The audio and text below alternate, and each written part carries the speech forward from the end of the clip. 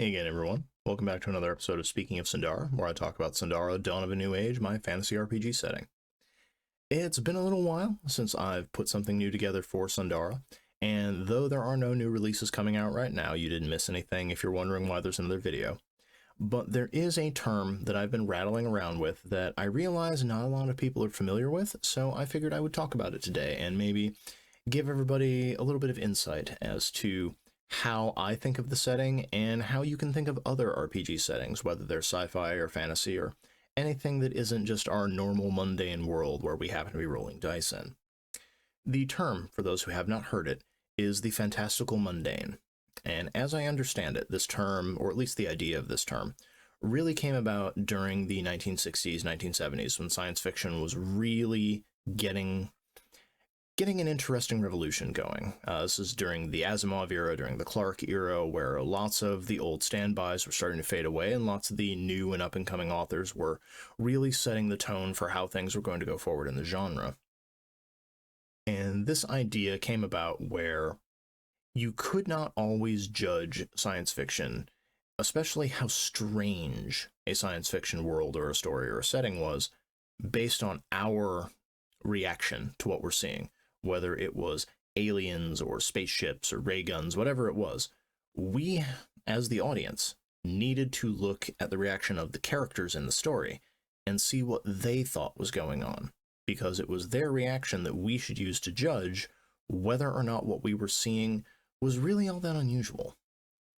And that itself was not a new idea, but the underwritten assumption that came with this was that the things that in the past would have been considered strange or unusual or fantastical, since they were considered old hat to the audience, it was probably a good idea to make them old hat to the characters, because that would put a bit of a different spin on it and it would change things up.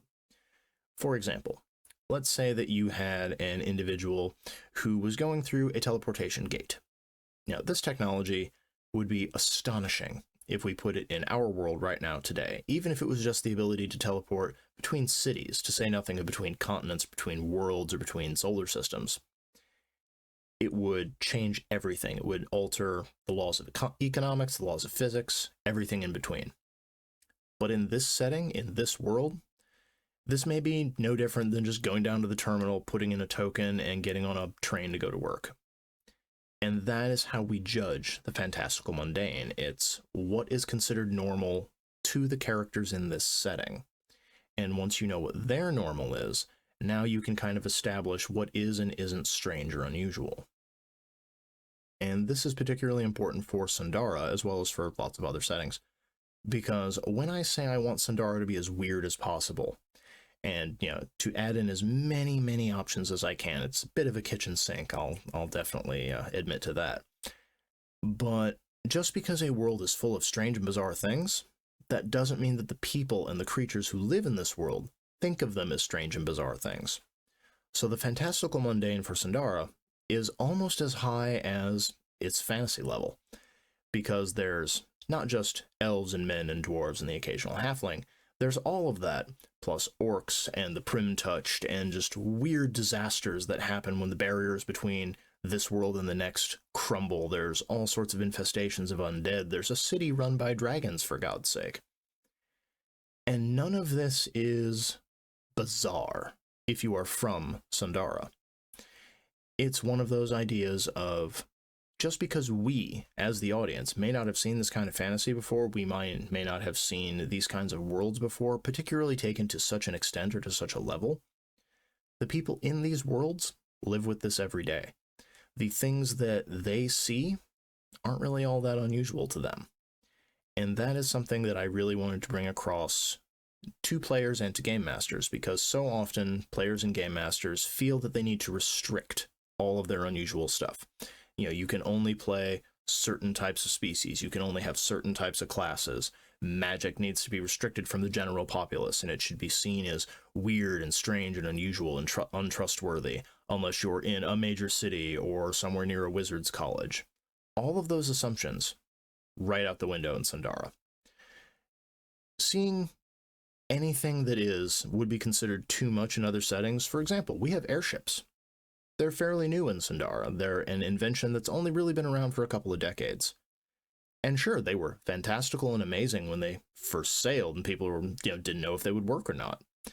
Now that there's a small fleet of them, there's not a lot. There's maybe a dozen in the whole setting because they're built by one city. But people seeing an airship, it's not that unusual. They've heard of it. They may not have seen one before, but when they do, the reaction is going to be, oh, so that's what those are, as opposed to, oh God, run, we're all going to die. Yeah, very similar for the founders of Horde Reach, the 5 dragons who run that city-state. Yes, dragons are always going to have a bit of awe, a bit of wonder about them. But if you go to Horde Reach, you know they're there. You know that they run this place. If you're a citizen of Horde Reach and one of the founders shows up, you're not going to panic unless, of course, you didn't get your reports in and they're wondering where the paperwork is. But these are sort of the standards that I'm trying to set for the game as to what is and isn't unusual. And so many of the assumptions that we've had in so many other settings, so many other games, where X, Y, and Z is immediately dangerous or something that most people will never see in their lives, kind of go out the window of there is so much trade, so much travel, so much normalizing of what we would normally consider strange and unusual and rare, that Sundara is very weird, but the weirdest thing about it is how normal all of this weirdness is.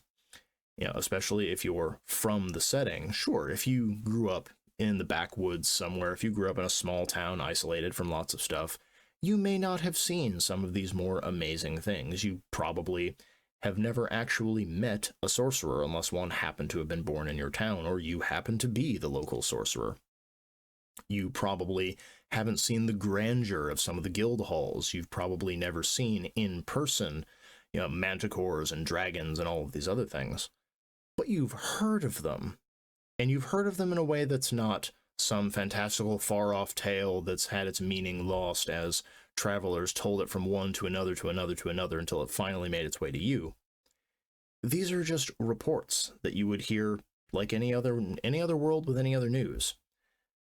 In much the same way, if a dragon ran Japan, we in America might not go and see it, but if that was the reality in which we lived, then that was just the way things were. Newspapers would just report on the decisions of the great imperial dragon, the same way we would report on what the prime minister said that day or what laws were being passed. It would eventually become the new norm.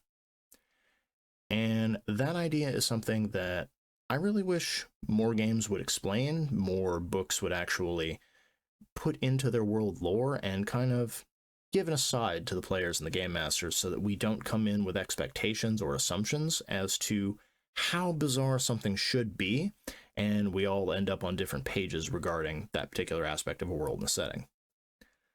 But that's all I had for this week.